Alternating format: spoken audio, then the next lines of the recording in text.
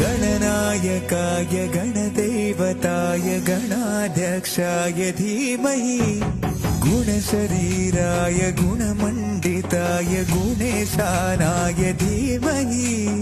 गुणातीताय गुणाधीशाय गुणप्रविष्टाय धीमहि एकदन्ताय वक्रतुण्डाय गौरीतनयाय धीमहि गजेशानाय भालचन्द्राय श्रीगणेशाय धीमहि